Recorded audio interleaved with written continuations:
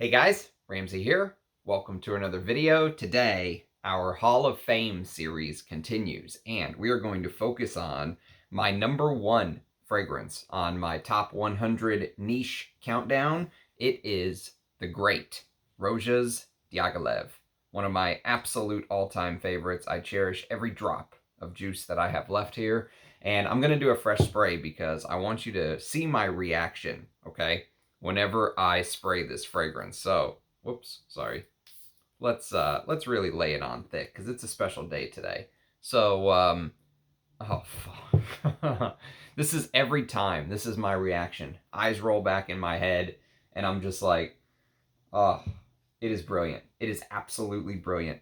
And I'm gonna try my best to go through sort of how the fragrance makes me feel, some historical information on the fragrance, and it feels good to do some positive reviews. I know some people really like the negative reviews, but these are fragrances that are my all-time favorites, and I want to make sure that I get a chance to do a review on them on the channel. I've been reviewing all these decants, and I always thought I would have all the time in the world to come back and review my full bottles, but that's turning out not to be the case. So I want to get some of the most important reviews out there, and this is one of them. Like I said, this was number one on my top 100 niche fragrance countdown.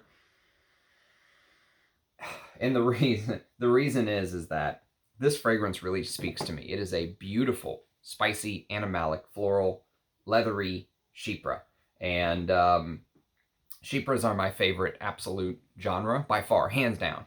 So I'm going to go through the fragrance, I'm going to go through some of the history, and I'm going to go through some fragrances that I think I would compare this to, okay? More than just Mitsouko. There's more than just Mitsouko and Diaghilev, and if you really understand and truly love the art of perfumery, you will want to know some of the other fragrances that I think these are compared to, because if this is a holy grail for you like it is to me, there are other fragrances that I think you should hunt down and sniff from the past, because this is a vintage style fragrance. Okay, so the first thing is that Roja calls this fragrance a Baroque chypre, is basically what he calls it, a big Baroque chypre. And I think it's actually a very fair assessment of the fragrance, because the opening of Diaghilev, like I said, it's swoon worthy. It is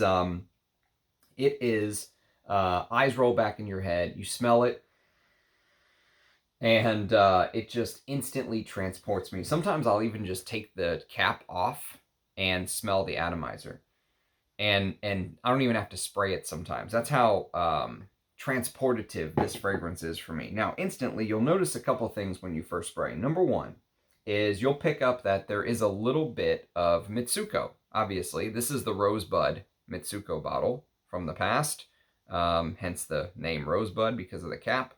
And this is actually a late 70s Parfum de Toilette, which is my favorite version of Mitsouko. I also have a 2013 or 2014 Eau de Parfum, which I really cherish. Let me grab it real quick just so I can say I showed you. So I've smelled different versions of Mitsouko. You can see the batch code on the bottom of mine, 4T01. This is when Thierry Vasseur was really into making Mitsouko as close to it was in the past as he can. That 2013-2014 Mitsouko time frame is stunning, and that is a absolute stunner right there. So the first thing you're going to see is that basically the Mitsouko vibe makes perfect sense because of the name, Diaghilev. And it is Sergey Diaghilev that the fragrance is named after, the man and the famous art critic and ballet impresario, if you will, as he likes to be called, or like to be called. And he was famous for spraying his curtains both at home and in the ballet house. So whenever the curtains would go up, people would get a hit of this, Mitsouko. He would drench the curtains in Mitsouko. And the reason Diaghilev, I think, so speaks to me and speaks to my heart and speaks to my soul is there's this underlying animalic bit of this fragrance that's very complex and very hard to describe in words, because it's really a feeling for me.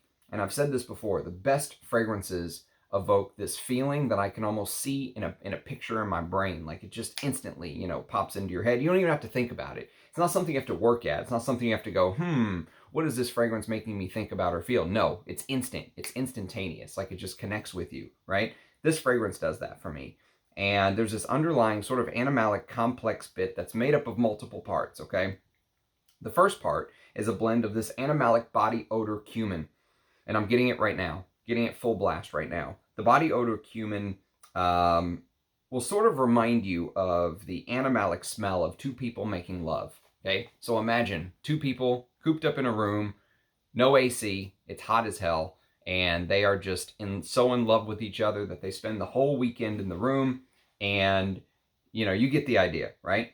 So lots of love making, lots of sweaty body-to-body contact. This is a very sexual fragrance in nature. There's absolutely no doubt about it. There's a little bit of this sexual deviancy to this fragrance. It's there. Absolutely. 100%. And Diaghilev has a bit of this life lived full of twists and turns, let's say. Okay? So, to my way of interpreting this smell, this opening is an opening that screams of a man who, let's say, suffered a severe loss in his life, but he took that loss as he took that pain and suffering and put it on the other side of the ledger, okay? So what I mean by that is he used it to allow himself to love even deeper and even even more fully, okay? So artistically, I think the losses that he experienced in his life allowed him to express himself and sort of become the man that he is. And you can smell it in the fragrance. I swear to God you can. That sounds crazy, but it's true. There's a little bit of this. I'll give you an example.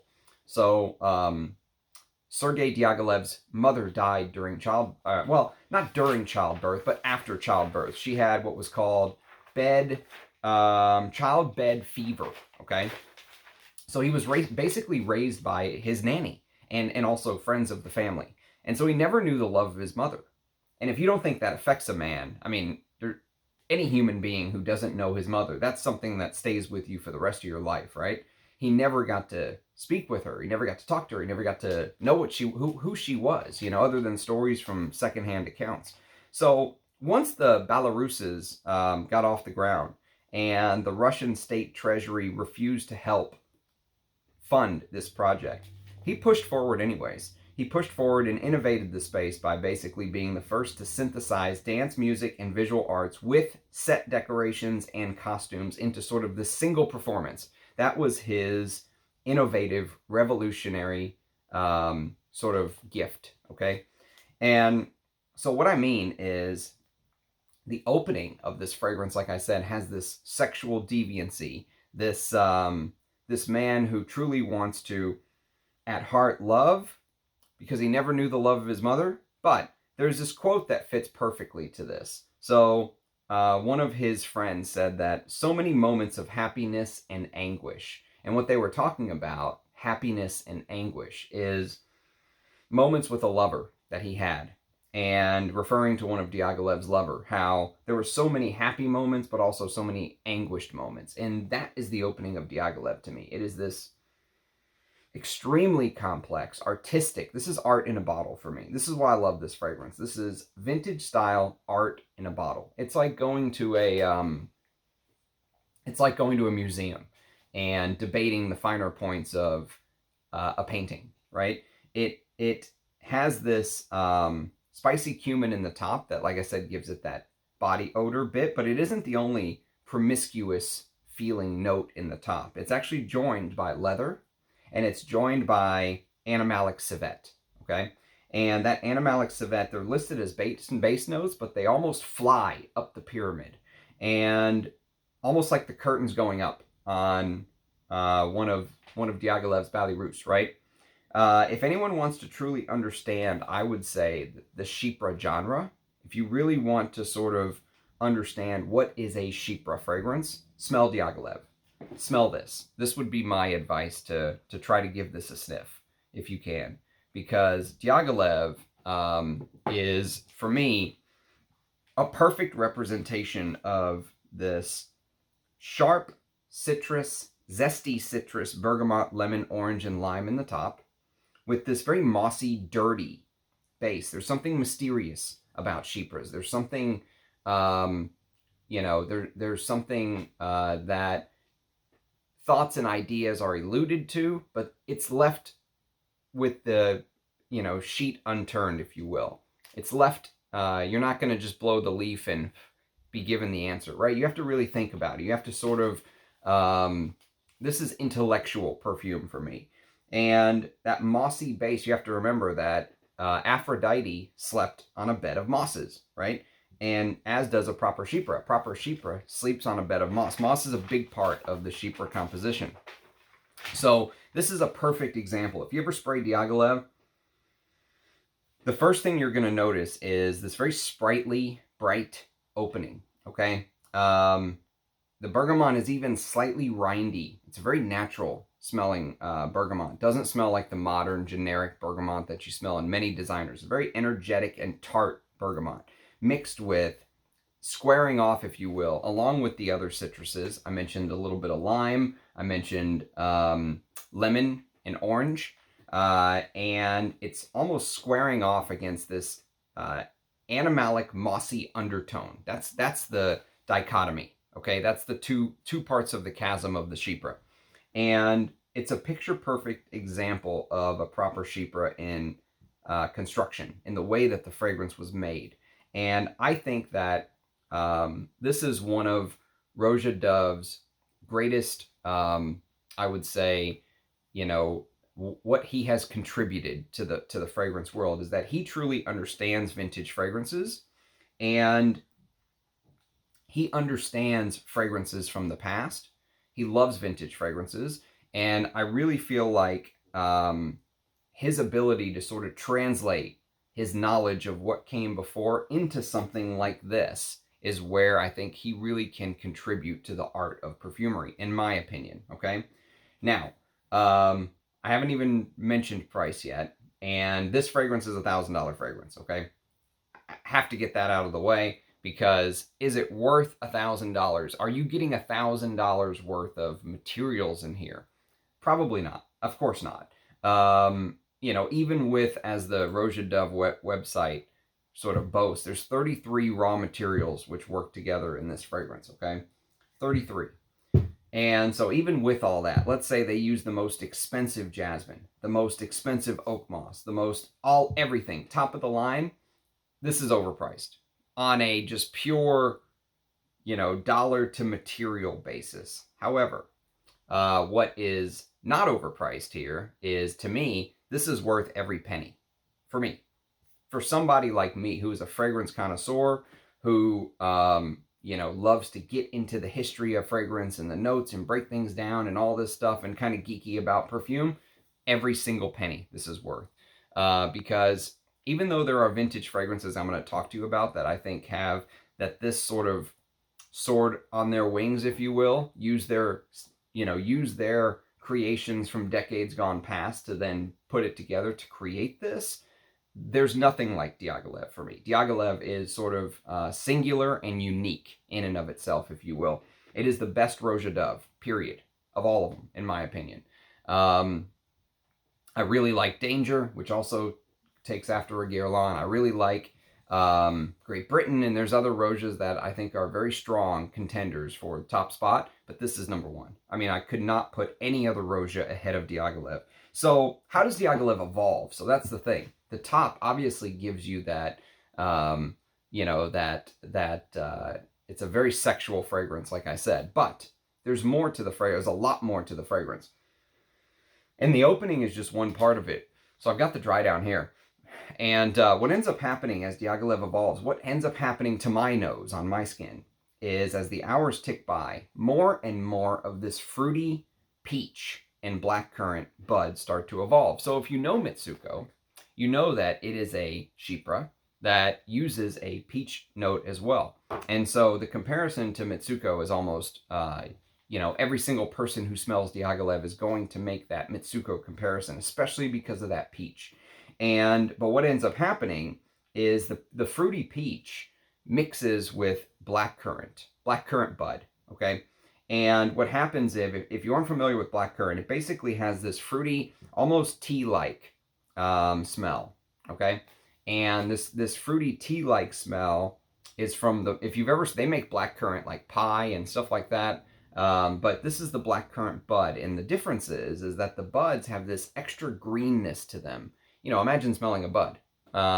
Here's a rosebud, right, on the Mitsouko bottle, right? And imagine smelling like a bud of a blackcurrant or of a rose, and it's going to smell greener, right? And that's sort of what the blackcurrant bud smells like. It's a slightly green tinge of pissiness. There's like this pissy, urinous undertone to the blackcurrant bud.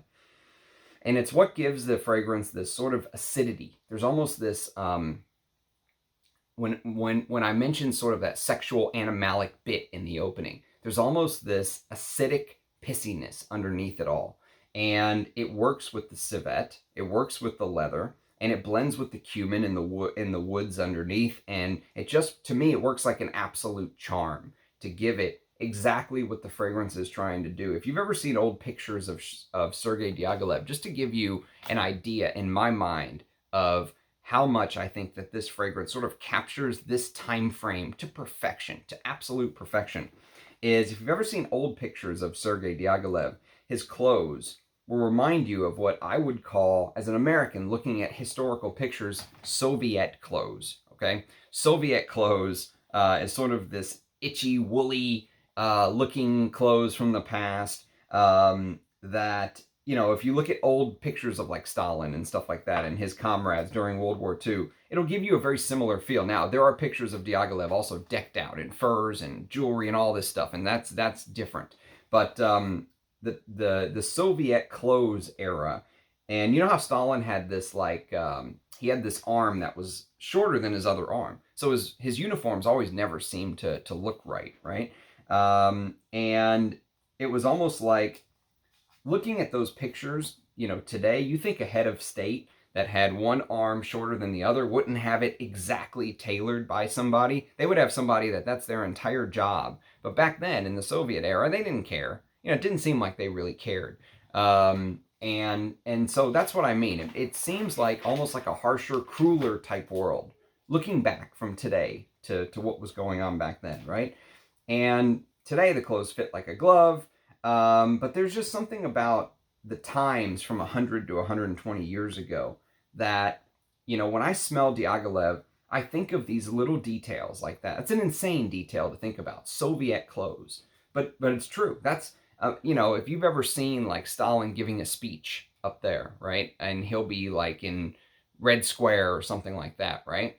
And, you know, the Soviet world back then really has a very specific like imagery in my brain, and this just seems to capture it. It's almost like it just teleports you to 100 to 120 years ago. Oh, it's just fantastic. It's brilliantly executed. And Diaghilev at the top, one other note that they end up using with the citruses that I have yet to mention is what's called tarragon. Tarragon is one of my secret notes. Anytime I see tarragon, I have a feeling I'm going to love the fragrance, because tarragon sort of gives it this anise-like tint to the fragrance, if you will. And so along with the tarragon and the anise-like feel in the top, what you'll end up as the fragrance continues to that combo of peach and blackcurrant bud starts to sort of evolve, is you start to get this, as the hours tick by, more and more of the beautiful floral heart starts to emerge. And that may put some people off just hearing the word floral heart, but it's true. There's a beautiful floral heart in this fragrance. Jasmine from grass, ylang ylang, which I actually think is one of the most prominent notes in one of the most prominent florals in Diaghilev is ylang ylang. Roja loves ylang ylang. And there's May rose in here, and there's also tuberose, okay? So I don't get much heliotrope from the fragrance, which some people say there's a lot of heliotrope in here. I don't get very much heliotrope, because usually in heliotrope-heavy fragrances, they seem very powdery and Play-Doh-y, right? And I don't get really much of that. The fragrance is slightly powdery, but it's not, you're not smelling Goldman by Amouage or anything like that. This is, if there is some heliotrope in here, it's very toned down to my nose. So if you don't like sort of the Play-Doh quality of heliotrope, this is definitely one that you can give a try. So Now, one of the brilliant bits of Diaghilev to me is how Roja sort of took this concept where everything is executed to perfection, from the name to the storytelling, and he sort of makes it his own. You know, like I said earlier, he took vintage ideas of the past and he turned it into Diaghilev. He's very, very good. That is really, to me, what he brings to the table from a when he's gone and all of his creations are on the table, right? And Roja is run by somebody else, right? What is his legacy to fragrance? And for me, that's really that's his ability to sort of take some of the ideas from the past and turn it into his own is one of his strongest suits. And what he ended up doing is, if you've ever seen Roja sort of like flaunting around, right? And he flaunts around. I mean, Roja is literally like a walking flex, okay? He's always wearing his Louboutin shoes, slippers, and his purple suits, and Tyrian purple, by the way, of course, because Tyrian purple was the color of kings and emperors, and, you know, even going back to Roman times, when a new Roman emperor would be crowned, they would say that he donned the purple, because only the most elite people in the world could afford Tyrian purple clothes, because there was a special sort of dye that basically, I think, came from this sort of like snail, or, you know, lived near the sea, or I forget exactly the story, but they had to go one by one and you know, it took a lot of snails, let's say, to get this purple color back then. And what he ended up doing in here to make it his own is, he has this idea, but he adds just a touch, just a very delicate touch of violet. So there's this delicate violet flower in here, and it's almost like set in amongst those big Baroque notes I was talking about earlier, those heavy animalic notes, set against this very soft, sort of tender, slightly powdery violet. And it almost trumpets the arrival of the bass notes. This very, amongst all of the, that's the thing about Diaghilev, is amongst all of these heavy giant notes, you can still pick up sort of the softer, more delicate, more pristine, gentler notes underneath. And the base does have an ambery facet to it, I will tell you that. So there is an ambery facet to the base because of the benzoin and the very thick labdanum, which I love. Roja also loves labdanum. Me and him are in agreement there. Labdanum gives it this very sticky, almost leathery touch, if you will. And the thing about Diaghilev as a Chypre is that oak moss base has to be solid, right? I think that's one of the reasons I never really cared for Chypre Extraordinaire, is it didn't have that oak moss hit in it. And the brilliance of Diaghilev, for me, one of the things, even now smelling into the dry down, right? One of the things that you can smell is this nose tingling oak moss for hours and hours, and, you know, many hours, 5 to 8 hours. You'll get almost this into the dry down. You'll get this texture. Diaghilev is a very textured fragrance. It's very mossy in the base. It's very textured. It gives that very nose tickling that really never gives up the ghost. I mean, it just goes on and on and on and on. And I love the texture of Diaghilev. I love the smell of Diaghilev is obviously extremely vintage in style. And I mentioned Mitsouko earlier because that's what everybody sort of mentions. But there are some others that I want to mention. And so I put out about 6 fragrances that I've come across in my journey that I would say compare to Diaghilev. So obviously the first one is Mitsouko, like we talked about. This is the one that everyone compares Diaghilev to. This is the one when you go to the, you know, Parfumo or Base Notes or whatever it is. Is Base Notes even a thing anymore?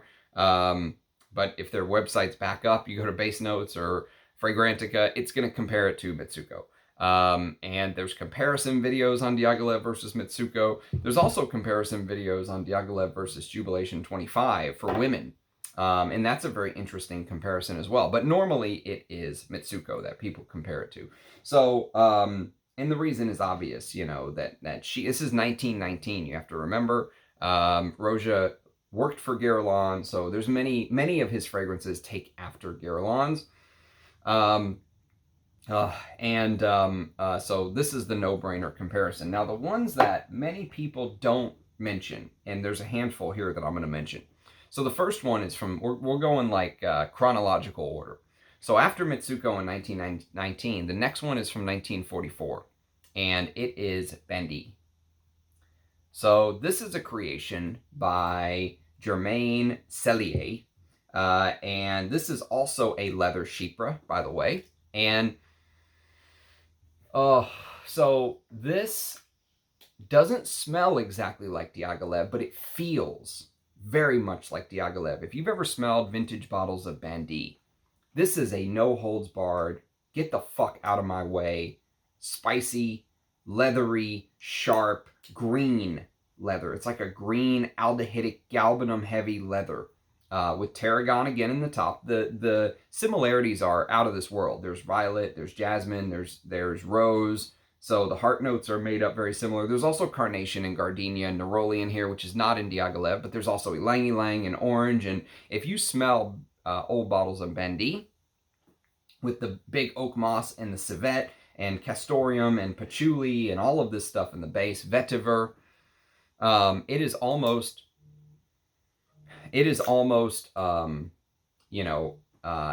you'll see the comparison, let's say, especially especially in texture and the way that the fragrance feels and how heavy it is and how thick it is and how the fragrance wears. This is a very, very interesting comparison. So that is Bandit, one of the greatest leathers of all time, created for women. God bless the women of the 1940s to 1970s, I'll tell you that. Created for women, that is a butch leather. I absolutely love Bandit. I've got a backup of it, thank God. Okay, so next on the list is a creation by Edmund Rudnitska, one of the greatest perfumers of all time. This is Rochas Femme. Many people consider this to be one of his greatest creations. I think Eau de Hermes is, but this is probably runner-up, second for me.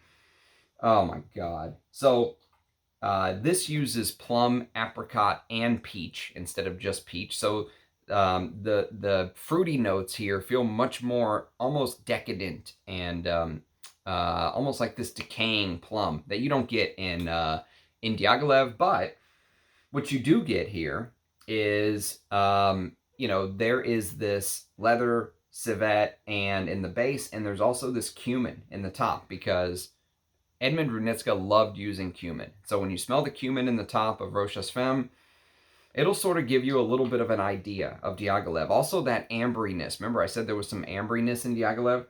Also that ambriness. There's a little bit of that in here. And there's bergamot and lemon. And also, by the way, the spices in here will give you a really good representation of Diaghilev. I forgot to mention there's some clove. There's nutmeg in Diaghilev. There's clove in here as well, which is very prominent. And there's iris. Now, iris is a note that many people don't talk about in Diaghilev because it doesn't smell like the traditional iris that you would expect an iris fragrance to smell. It's not an iris heavy fragrance, but what happens is the violet almost works in tandem with the iris to sort of, give you this very continuous like feel. And the irones from the iris do pop a little bit in Diaghilev, but they're almost, you're gonna have to wait, I think, for some of the heavier, more Baroque, if you will, heavier notes to burn off, and then you'll start to pick up some of the iris later on. And it's very similar for Femme because this is a very Oriental style chypre.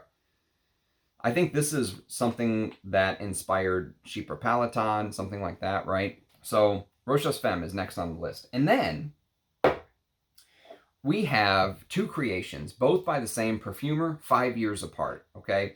And this perfumer is the master of chypres. Roja loves chypres, but this guy is probably what Roja wishes he was. This is Bernard Chant's creations, and the first one is Aramis Aramis from 1964. This is also a spicy, leathery chypre, by the way.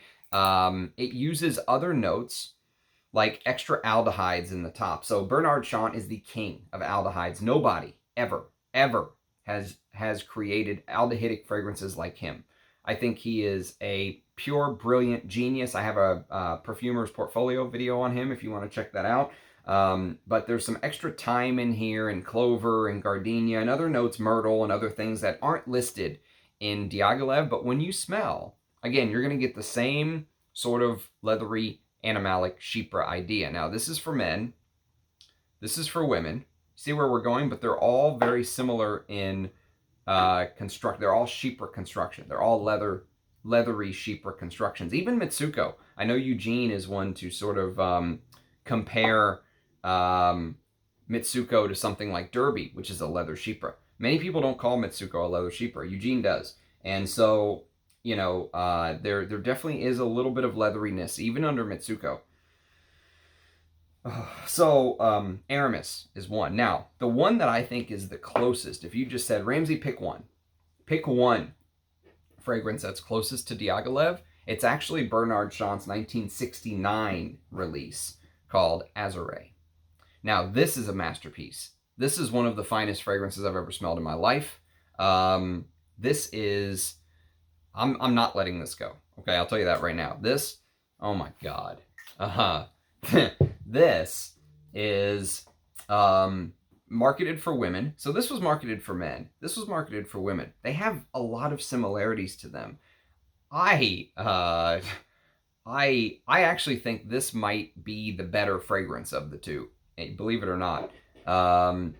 It is an unbelievable leather chypre. There's a little bit more greenness going on here. You get a little bit of basil and stuff like that, which is crazy. The notes in here, I can't believe this is marketed for women. Still, even to this day, I cannot believe it. It just smells like an old school leather chypre that, you know, smells a lot like Aramis, but it really reminds me of Diaghilev. Azuree is, I think, one of the missing Diaghilev links everyone sort of forgets about. They talk about all these other fragrances, Mitsouko, but I've never seen anyone compare it to Azuree. And this is the one that, when I smelled this, and if I'm just trying to imagine Roja as somebody who has a deep understanding of perfume history, and he knows about this. He knows about this. He knows about everything we've talked about so far. And I can see the gears turning into what became Diaghilev. That's the thing. That's the beauty about sort of knowing the history, if you will, is when you smell these, you can almost see like stairs, you know, going up to the target. If you love vintage old school chypres, I would highly urge you to get your nose on every single one of these. Now, the one that you could probably skip, but I came across it relatively recently thanks to my good friend Armando. He included it in a purchase that I made, and I actually reviewed it. I liked it so much. Obviously, I love these type of fragrances, but this is one that doesn't get much love, and there are still some bottles floating around, but it's called Jean-Charles de Castelbajac, and number 2. So Jean-Charles de Castelbajac number 2 came out in 1988, and it is a spicy, leathery chypre with castoreum in the base. You're getting the note. You're getting the idea here. There are go check out my full review on this. I was very, very impressed with this, but go check out my full review on that. And that also has some green galbanum and fruity notes and stuff like that in the top. There's a little bit of sandalwood. The note listing is unbelievably close. Labdanum in the base, frankincense, leather, moss, patchouli, castoreum, amber, ylang-ylang, jasmine, rose, iris. The aldehydes may harken back a little bit to some of these other fragrances we talked about, because there's not this old school aldehydic thing. You know, the opening of Diaghilev really just jumps right into it. It just no foreplay involved. It jumps right into it. And that's one of the things I love about it. But man, I'll tell you what, Diaghilev, for me, my number one niche fragrance for a reason. I'm going to be very sad when this juice is all gone. I'll tell you that.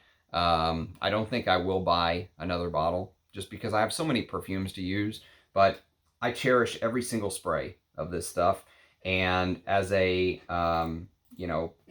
person who loves vintage fragrances and the history behind fragrances, this is one of those fragrances that I really cherish. And it's one of those rare fragrances that, you know, is a modern fragrance that could easily stack up against some of these vintage fragrances. Most modern fragrances that try to smell vintage are a letdown.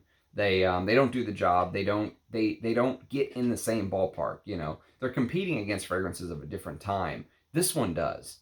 This one absolutely hits the nail on the head. Also, I should mention, there's some beautiful ambrette in the base of this, along with Gaiac wood and styrax and all these other notes that I haven't really talked about even in this review. It's a very complex, very, very complex fragrance. I love ambrette. Ambrette's another note that I think is in some of my most, if you like, for example, some of the Dior Homme line and stuff like that, there's beautiful ambrette in those fragrances. But ambrette is not a cheap note either. So this fragrance is filled with expensive. Let me read you the, just so you have a proper, for those of you that are not aware of Diaghilev, let me just read you the little description according to the Roja website, and then we'll call it. So, a scent inspired by one of the greatest creative talents of the 20th century, Diaghilev is a truly theatrical perfume. I'll agree with that.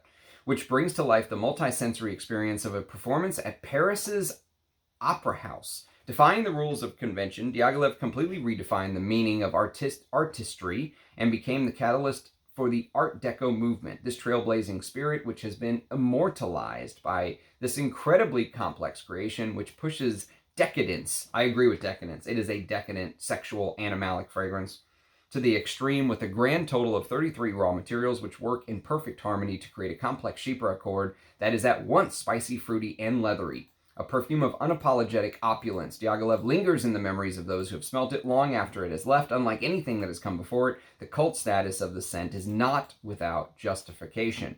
And Roja says, initially created for the exhibition on the Belarus for the Victoria and Albert Museum in London, this perfume pays homage to one of the greatest forces of the 20th century, Sergey Diaghilev, founder of the legendary Belaruses.